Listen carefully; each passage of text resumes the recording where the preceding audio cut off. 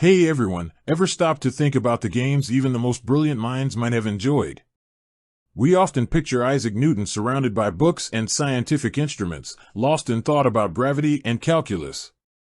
But did he ever take a break for a friendly game of cards? And if he did, which ones would he have played?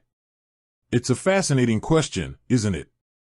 To imagine one of history's greatest intellectual figures engaging in something as seemingly ordinary as a card game.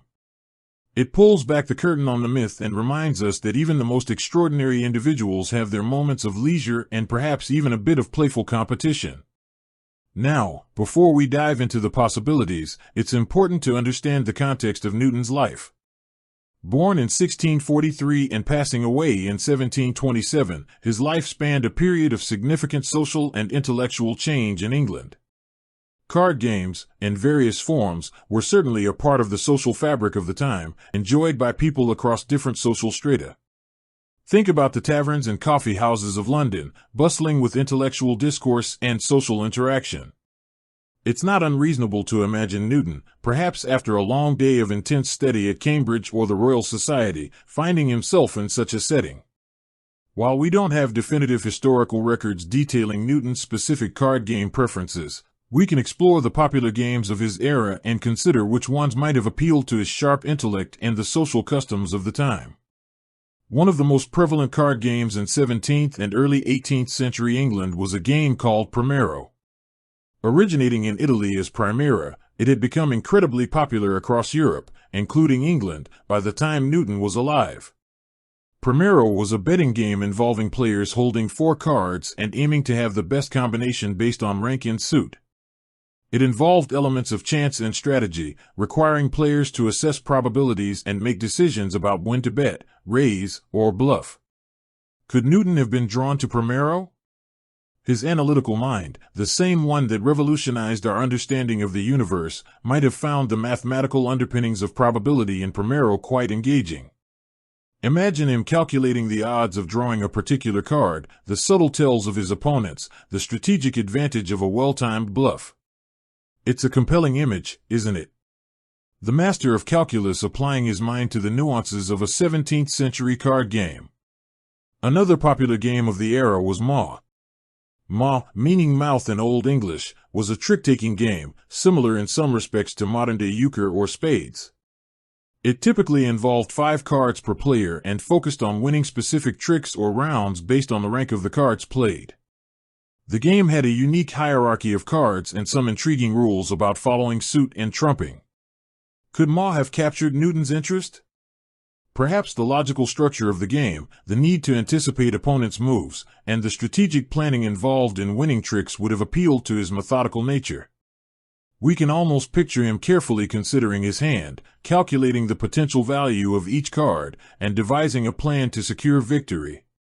Then there's the game of whist. While whist rose to its peak popularity later in the 18th century, its origins can be traced back to earlier games like Rough and Honors or Trump. These were also trick-taking games involving partnerships and a trump suit that held a higher value than other suits. These games emphasized memory, communication, through subtle plays, and strategic teamwork. While the fully developed form of whist might have come slightly after Newton's time, the foundational elements of these earlier trick-taking games were certainly present during his life. Could he have participated in these early versions? It's plausible. The intellectual challenge of remembering which cards had been played and coordinating with a partner would likely have resonated with someone of Newton's intellectual caliber. Beyond these specific games, it's also worth considering the broader social context of card playing. Card games were often played in social gatherings, providing opportunities for conversation, interaction, and even a bit of friendly rivalry.